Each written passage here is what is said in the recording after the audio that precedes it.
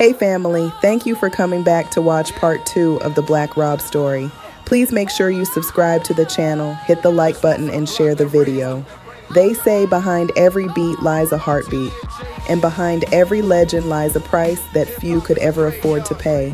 When we last left off, Robert Ross, the man the world called Black Rob, had already conquered hip-hop's highest mountain. Whoa had turned into an anthem for the streets, a sound that carried Harlem pride across the globe. But what the world didn't see was the pain, the long nights, the hospital beds, the broken friendships, and the heavy silence that comes after the applause fades. This is not the story of a fallen rapper. This is the story of a man who fought to live, who tried to rebuild when the industry turned its back, who searched for redemption when the fame was gone. In this chapter, we look beyond the music, into the betrayals, the loyalty, the losses, and the legacy that shaped the final years of Black Rob's life. Because every woe has an echo, and in that echo lives the truth.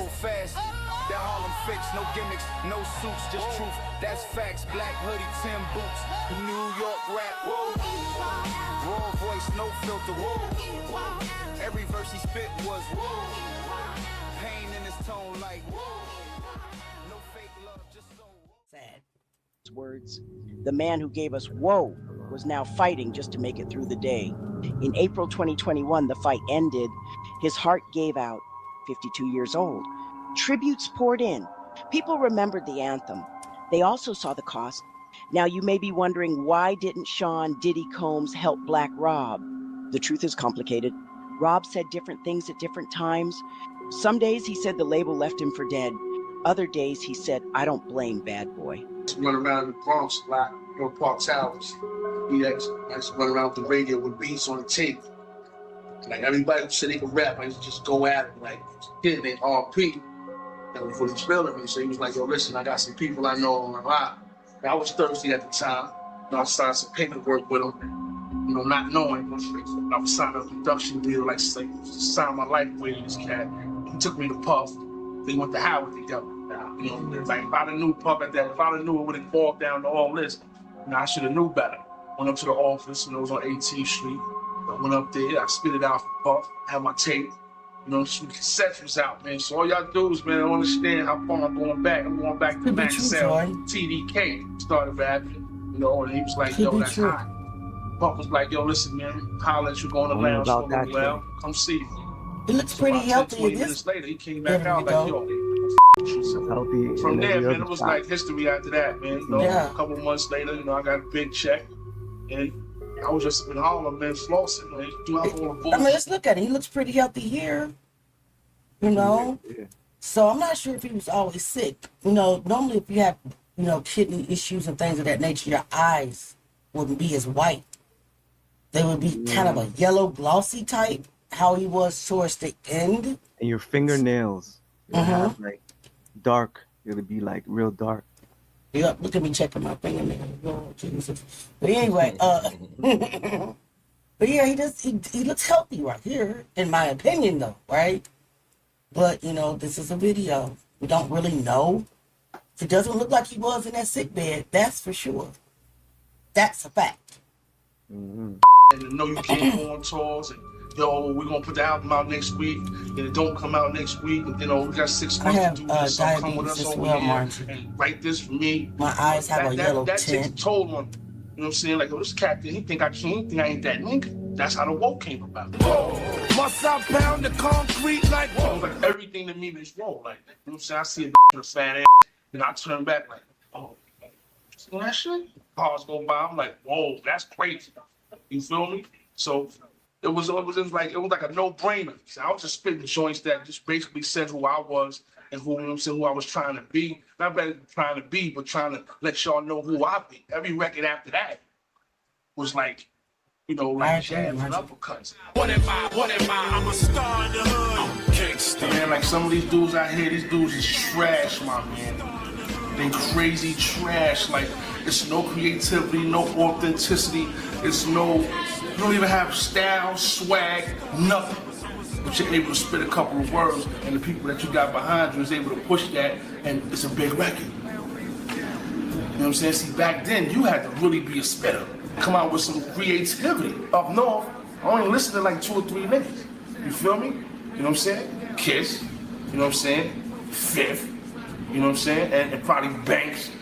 Ooh, look who I was hanging with, you know what I'm saying? Big, you know what I'm saying? Locks, Mace. Everybody on that label was gold and platinum. And Puff was looking for something else. You feel me? But, you know, it wasn't never a situation where, yo, Puff, let me know, VR, you got something for us? You know? So I was like, yo, I mean, you know, I got something for you. So that's when I brought G-Dep in the game. I mean, if y'all read about it, or, you know, I know y'all read books and understand what's going on with that. You know, he got snatched from me, and I had a conversation with Puff like, yo, I can't let you, I can't let both of y'all. I'm like, both? Like, that's my artist, like. Right. Being I didn't have the paperwork, he just snatched them from me. I just feel like, you know, if me and Depp was together, we could have did bigger things than Bad Boy could have ever did for us. That's crazy. I did not know that. That was some sucker shit. You know? You don't do that. You don't do that in the game. Like, if you selling coke in the town, you feel me? So you mean to tell me that Puffy stole G-Dep from Black Rob? Oh yeah. That you see what he did with Biggie? He stole. Yeah. What was that dude's name? Yes. He won. Right. What did he do? He steal from people. Oh my God. What's up, Tim? And this, Mm-hmm. I say it's just sad to know that at that particular time, you know, he was feeling all hype, but you know, to the industry, he wasn't even a person. He was just product. He was just talent, you know, someone to make some money for them. So that's why it was so easy for them to do what they want to do, because at the end of the day, he really didn't have no say. Yeah. But he didn't even know that. But he finding out slowly. I agree. Because let me tell you something. I don't know who Black Rob is. I didn't know what song Whoa was. What? Absolutely. You lying, like, not lying, telling you the truth. I literally am just learning about this guy when I researched to write the script. That's crazy. And to write the songographies. I got saved when I was 18 years old. Do the math.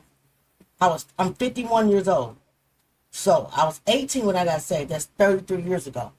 I didn't know about Black Rob because the last artist that I knew of the industry was Biggie and Tupac Shakur. Real talk. And you know what is another powerful factor as well? When these artists, when they find these young talented artists who have the power to cross over genres, yeah, that's another money maker, because it's there and then you get to be put on the world stage, not just local or state to state, worldwide. So worldwide tours, you know. Yeah. So at this point in time, that's all he really was. Yeah. And I'll be completely transparent. I don't really know who Mace is. Now you tripping. I know who he is now after I've been researching the industry and doing this segment of Hip Hop is a Graveyard. But when I tell you, it was 33 years when I stopped listening to secular music. I don't know these artists. And that's he was underground first. That's probably why. Right. The artist that I knew by the time that I stopped listening to secular music was Tupac and Biggie.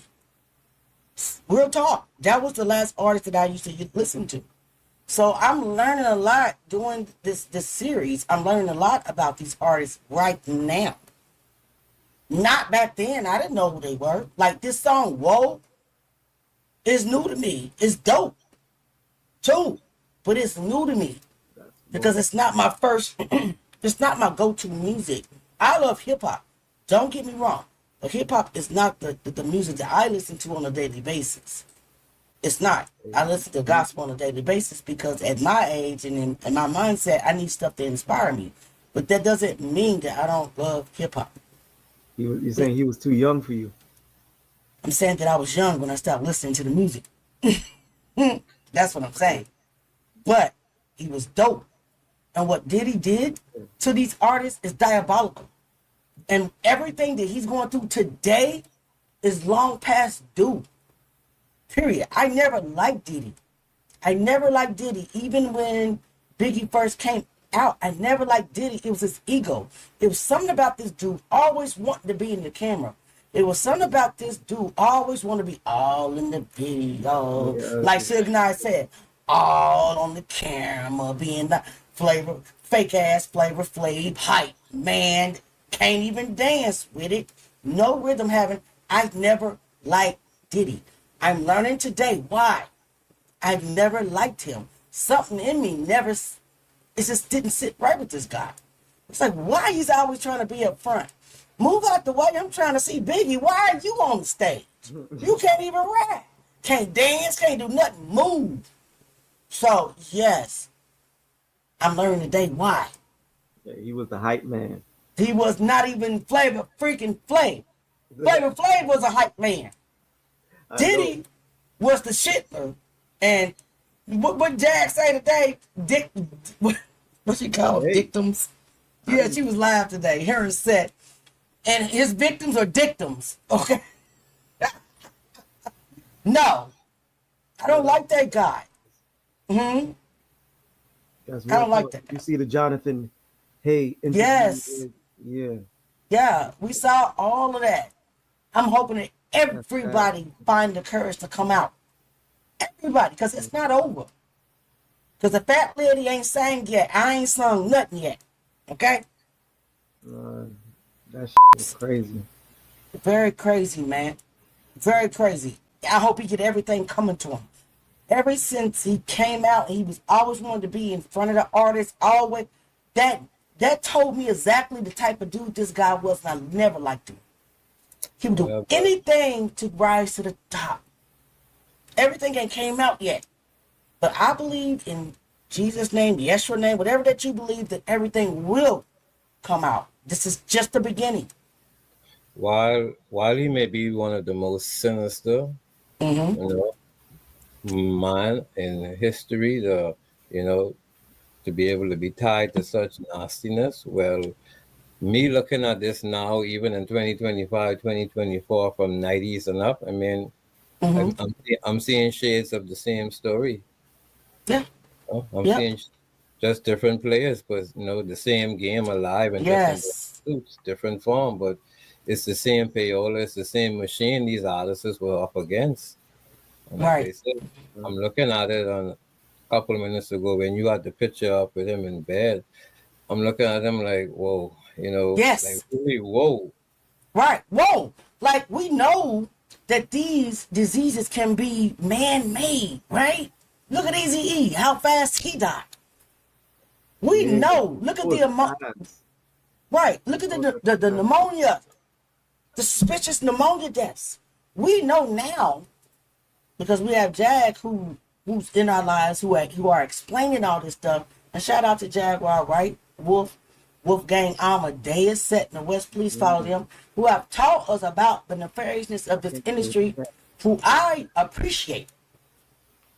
Right, and I stand 10 toes down for both of them. Period. Point blank. We would not have known if it wasn't for Jag blowing the whistle. I would have never known. But now that I know, and I'm looking back, this makes sense. You, Diddy, would have did anything and everything possible for you to rise to the top, and you did just that. I said what I said, and I'm not saying allegedly either. Right. Justice for Netanya. That's your Justice opinion. for Tupac Shakur. Justice for Heavy D. Justice for Biggie. Justice for Andre Harrell. Justice for Kim Porter. The list goes on, and on, and on, and on. It is my opinion. It is my opinion. And I live in America, freedom of speech. And Judgment Day is the day for Diddy. And anybody that's taken up for this dude, anybody, something's wrong with your moral compass. Fix it. Yes, put your carrots in the chat for Netanya. Yes. So, I'm going to shut up and get back to the video because this is some good stuff. And I hope and pray that more people will come to our lives. My audience is Replay Gang. Shout out to the Replay Gang as well. But one day, I do believe that they will show up with us. However, I want the trolls to stay away. Don't want nobody that's coming in here that's going to be nefarious. Because all we're going to do is block them anyway. So ain't no point. There's no point in saying nothing in the chat if you're nefarious. You just get blocked right away. We don't play that game over here. We don't play that game in this family, period. So, let's get back to the video. And me and you, we chilling, and I take you to the Connect, and we sitting there, you know what I'm saying? You ain't even supposed to be saying nothing. Like, you just there just to be there, you know what I'm saying? Don't open your mouth, doggy. So, you know, when that happened, I was real upset, man. But then I looked at it on the brighter side. I said, you know what? At least you over here with me, dog. You know, dudes treat you like McDonald's fries, man, in the game sometimes, especially when you're dealing with certain people. You know, when McDonald's fries get cold, you ain't want them no more. You know that, right? So that's how Bad Boy was treating dudes at that time. I always thought there was a family situation. Spray some water on it. You feel me? Put that in the oven. Bring it back to life. Man, you know, I'm not gonna do this anymore. Like Biggie just got killed, and I don't want to do it no more. I think I can live off R&B, and I don't sing R&B. So therefore, that put me like out the whip. Like So question. All right, let me stop this real quick. So Puff told Black Rob that, oh, Big just got killed. I can live off R&B. Okay, do you feel guilty much? So now you want to run away from rap? Because Big got killed, you can live off R&B. Now you don't want to touch it. We know why you don't want to touch it, Negro. You're the author of all their demise. I said what I said. I'll get back to the video. So now Biggie got killed. You don't plaster stickers all over Biggie's truck to make sure they don't pow up the wrong truck because y'all had matching trucks. Who puts their artist's name on their wheels to display to the world? This is Biggie. You did. Said what I said. Sue me. Sue me. I got money to, to get a lawyer or two or three. Don't play with me. This is Biggie. Don't shoot my truck on an accident. You're nefarious and jealous and hateful and evil. And you got fooled by the devil, who you serve, who you conjure up, and who you worship. Now he's done with you.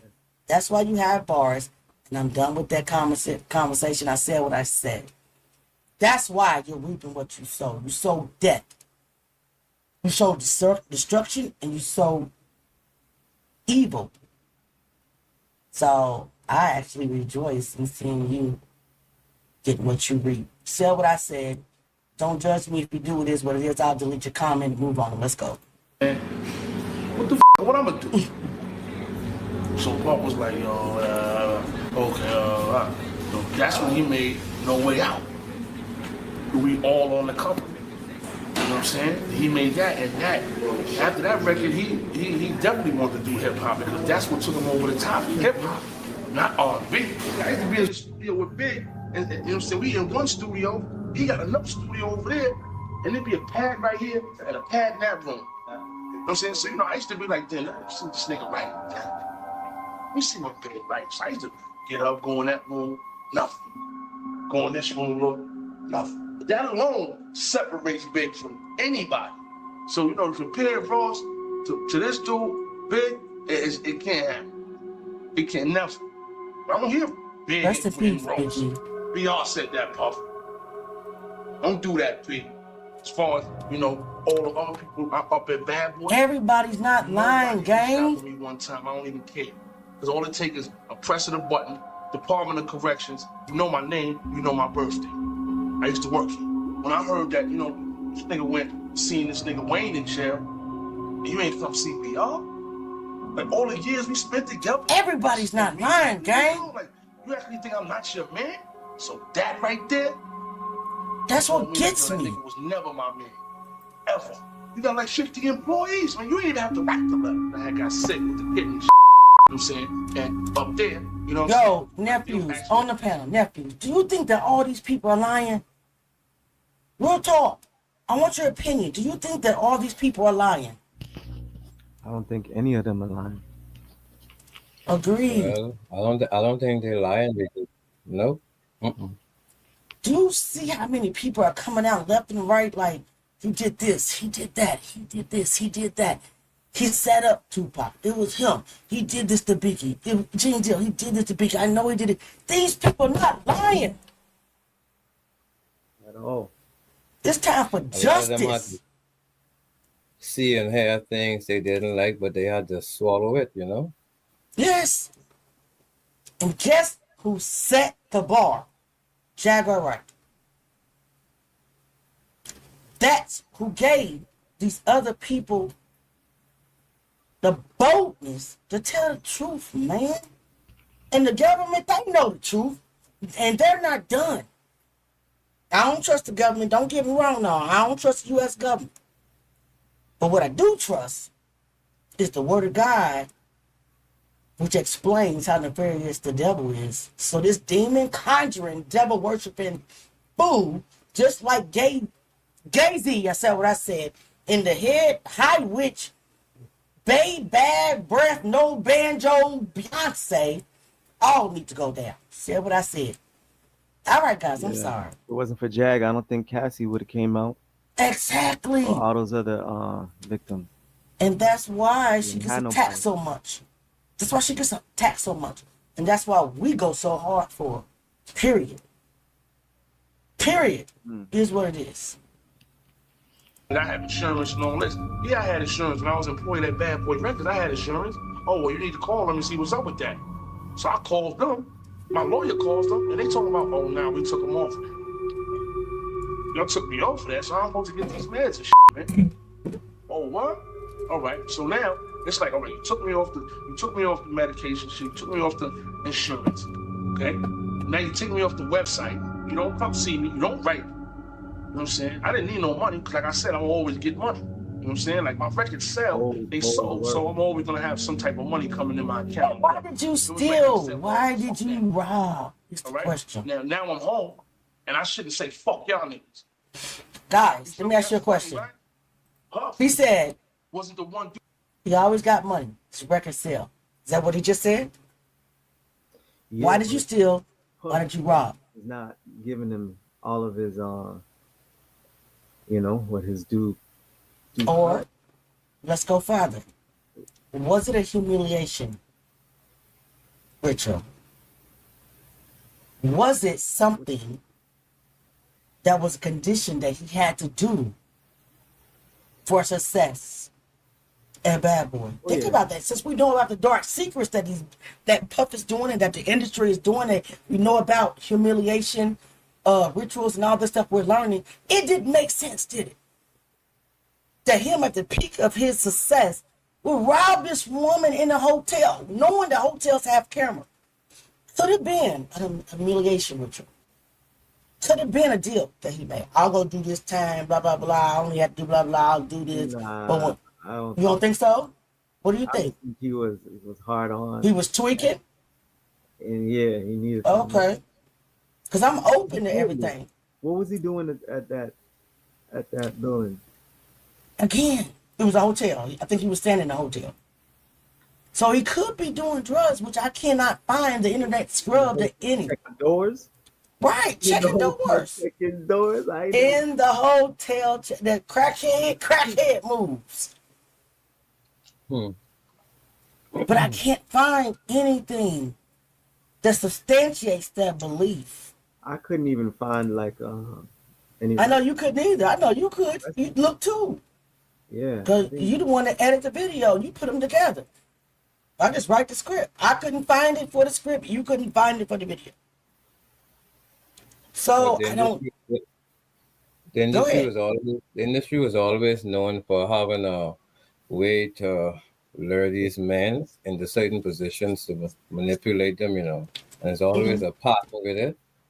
So, and then as far as not having no money, as far as the amount of record sales, whatever, well, it was a joy, but it was a joy for the machine to have these artists go from here, there, and everywhere, sell out tickets, sell out shows, but hey, we get the majority and we give you what you get. So within those patterns, I mean, like I was saying earlier, I don't see no difference between him and Jackie Wilson. I don't see no difference laying up in the bed. Exactly. And the industry's supposed to be taking care of you. You're supposed to have money. Exactly. And there is none. Right. So, and for you guys that don't know, Temper covers the early stages of the industry. So please make sure you are You are subscribing to Temper's channel as well. I'll find the link and put it in the chat. As well as Mizak, J Mizak. You know, he had this thing, all of our channels. He has this thing going as well. So if like I'm, you know, J Mizak and I, we're, you know, hip hop, and we're about to venture off into some R&B as well, because this thing runs deep. Temper, early stages of the industry. Very good content. Very informative, very well put together videos. Y'all need to follow all of us and always share the lives. Okay? This thing is deeper than our natural eyes can see. He's saying some real deep right here. And I still don't understand, why did you do that robbery when at the peak of your success? Just don't make sense, guys. All right, let me play the video. Doing the records with me. You know what I'm saying? He was just the last word. Good record. I like that. I want to get on that. It's a good record. No, he's not in the studio 20 hours, 15 hours. Set. The West is on the stage with us. I'm gonna. I know that Set has to pop out and end, so we're gonna stop. And hey, you got anything for us that you want to give us real quick, bro? Because I know that you and Jag are busy. Yeah, no. Okay, so you just, yeah, we hear you. Yeah, no, I was just You gonna watch with come us? in and say, yeah, watch with y'all, but come in and say, yeah, so far, good work. Yeah, I didn't know you know, kind of fell off of the hip hop game when Black Rob dropped. Yeah. But yeah, when he dropped, that was everything. Everybody was like, yeah, like, whoa, this guy. Set. I mean, Wolf, I swear to God, I got swayed when I was 18 years old. Do the math, 33 years ago. Hip hop is my second Johnny. Gospel is my first Johnny. I love them both. But gospel is my go-to because I gotta keep myself sane and, you know what I'm saying, and level.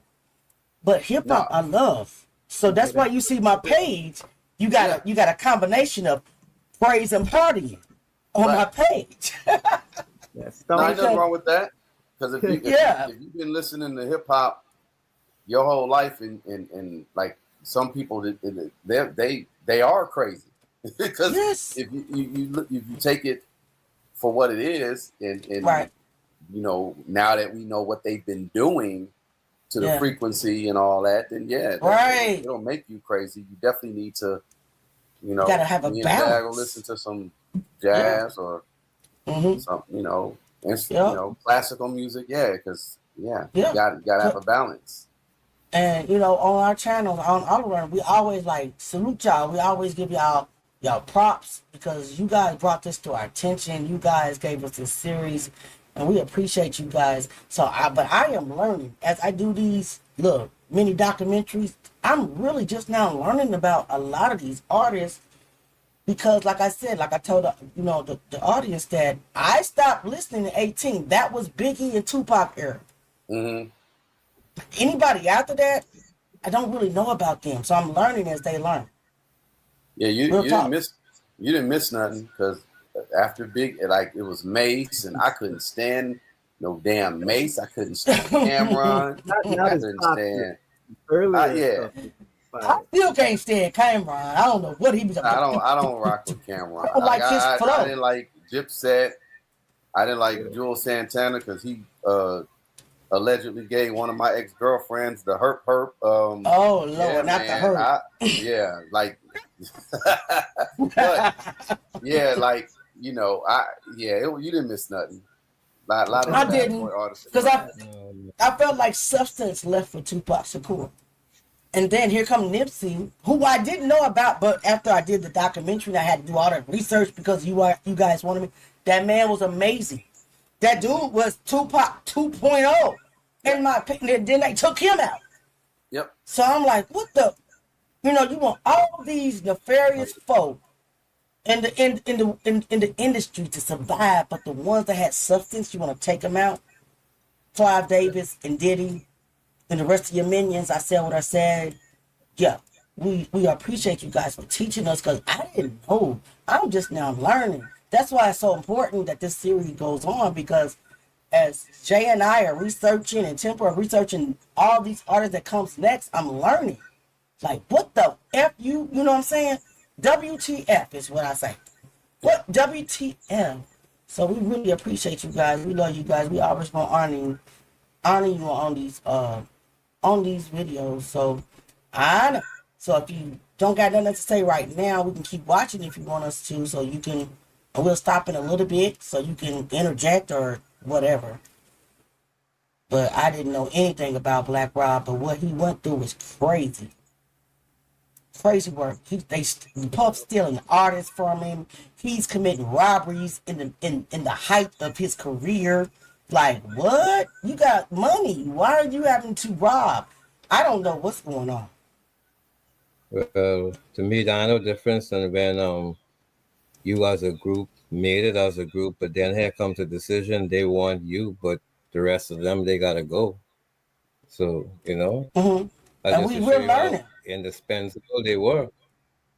Like I say, AuntieLeah, they never, in the music industry, never looked at these men as, you know, humans, or these people as humans. They were just talent, a means of making money.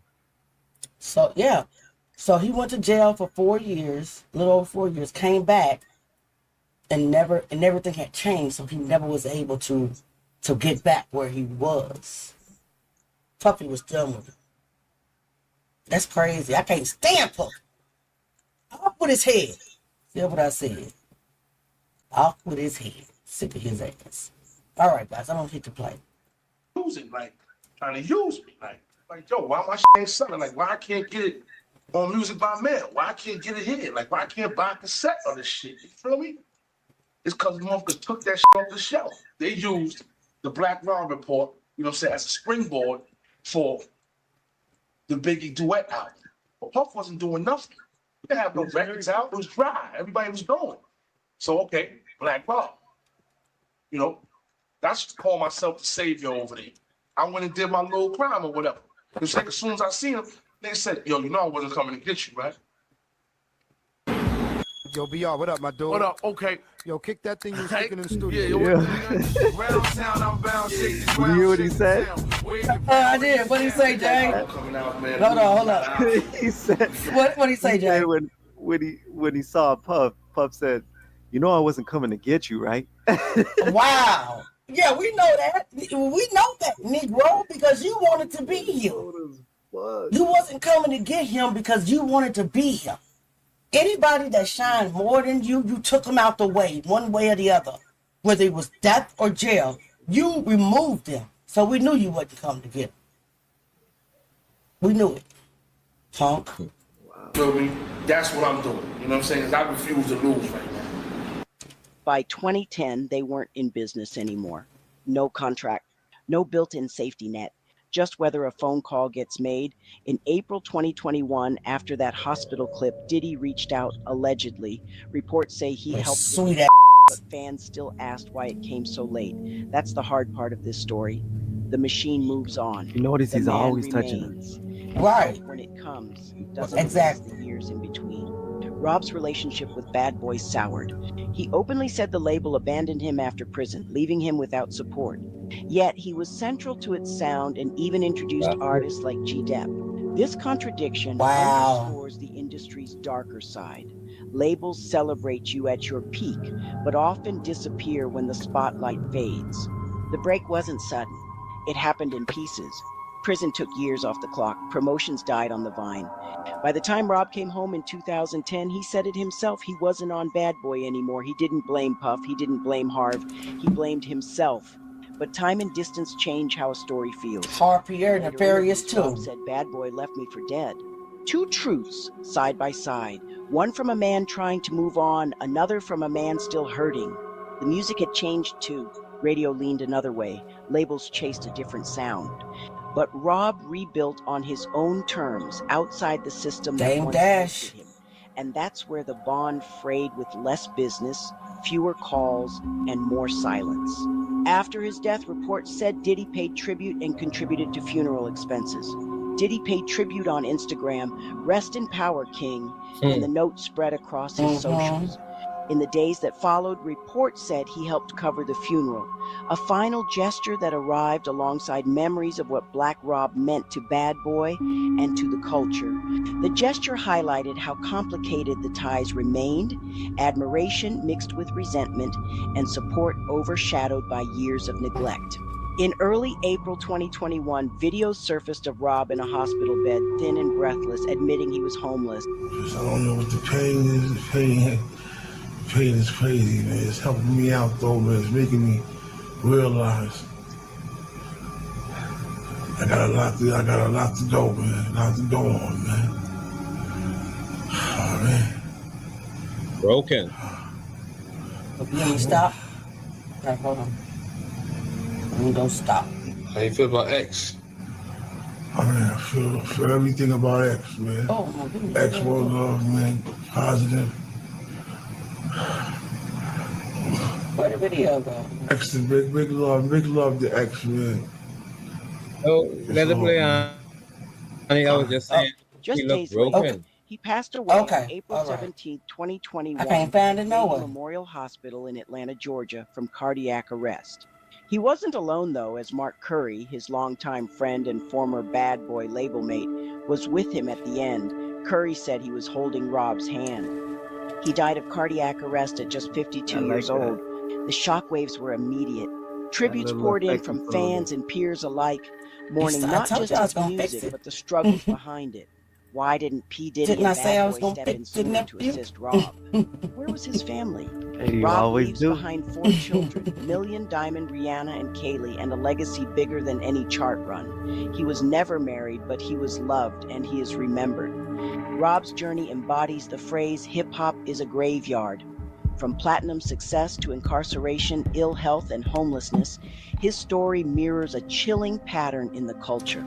Artists are celebrated, then discarded. Their music lives forever, but their humanity often goes unsupported. His legacy forces us to ask, how many more will follow the same path? The internet had its theories. Some whispered about a bad boy curse, others said foul play. Acted up in the comments. That traveled fast. Black Rob had a thin frame and a rasp that used to roar. A GoFundMe went up for housing and medical care was set up, but it didn't meet the goal in time. Frustration turned into blame, and blame into conspiracies. Reports say Diddy reached out. Later, he helped with the funeral.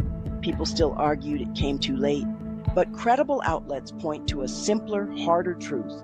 A man with serious documented health problems whose heart finally gave out. The myth is loud.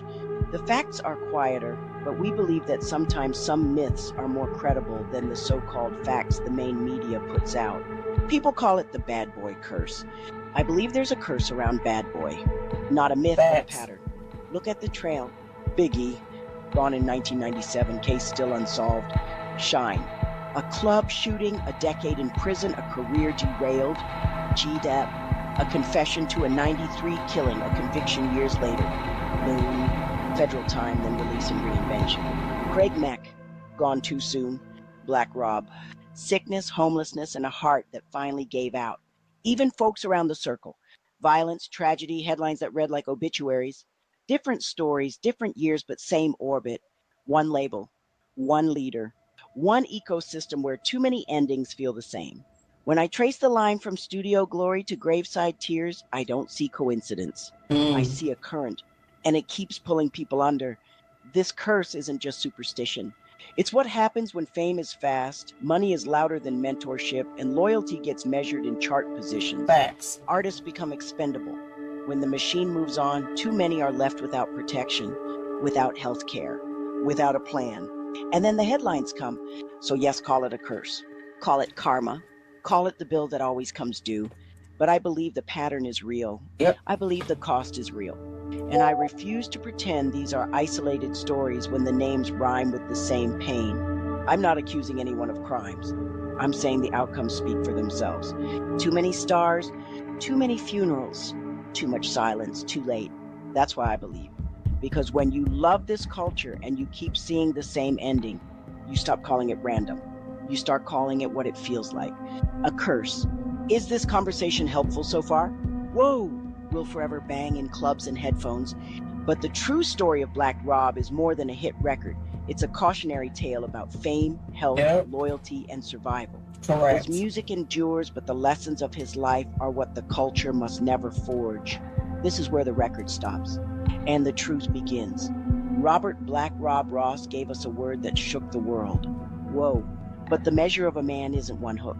It's the weight he carried, the pain he pushed through, the life he tried to hold together when the lights went dark. Harlem grit, a storyteller's eye, a voice that sounded like concrete and courage. He rose, he fell, he fought, and in the end, he reminded us what the industry forgets too fast. Artists are human. Bodies break, bills pile up. Pride can't pay a hospital. If his music ever lifted you, do something with that feeling. Support the ones who are still here. Buy the tickets. Stream the albums on purpose. Share the links. Check on your heroes before the tribute posts. Stand up for healthcare, fair deals, real safety nets, so the next legend doesn't have to beg to live. To his family and children, love outlives charts. To his friends, thank you for showing up when it mattered. To the culture, remember the man as loudly as you remember the hit. Black Rob's story is a warning and a vow. A warning about how fast the machine moves on, a vow that we won't. This has been Hip Hop is a Graveyard. I'm Auntie Leah. If this spoke to you, share it, and then go lift somebody while they're still here. Long live the voice that made the block say it together, whoa, before we fade out. A personal thank you. To my co-producer, Jay Mizak, your grind, your ear, your heart, this film is all three.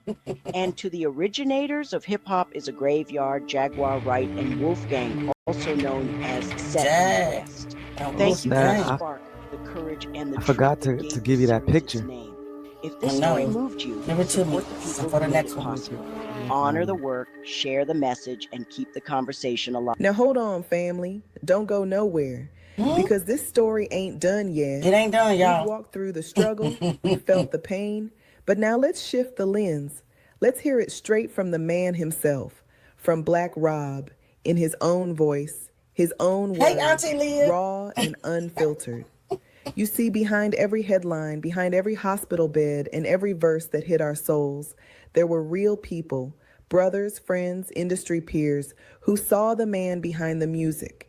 The one who still smiled through storms, who still showed love when life hit him the hardest. So before we move forward, let's pause for a moment of truth. Let's hear from Rob and from the people who knew him best. Because this next part, it's not about rumor. It's about remembrance. Correct. It's not about image. It's about impact. The documentary's not over, y'all. We're just getting to the part where the voice behind Whoa finally gets to speak. Every story in hip-hop ain't about glory. Some are about survival, pain, and the quiet moments when nobody's watching. Black Rob gave the world a sound, a rhythm that moved generations. But behind those beats was a man searching for peace. He carried Harlem in his heart, loyalty in his veins, and a truth too raw for radio to play. Through the sickness, the silence, and the struggle, he still found the courage to speak. He still found the strength to rhyme. And though the world often turned its back, his voice never disappeared. It echoed through every block that raised him, every fan that still whispers, "Whoa," with love and respect. This chapter may be ending, but Black Rob's story is far from over, because in part 3, we dive deeper into the final days, the hidden battles, and the legacy he left behind in the hearts of those who truly knew him. So stay tuned, family. The truth deserves the full story. This has been the Black Rob Story, Part 2, produced by Auntie Leah, co-produced by Jay Mizak.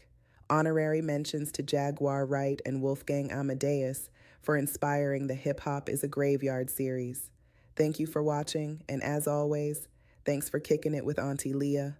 Don't forget to like, share, and subscribe, and meet me right back here for part 3 of the Black Rob Story.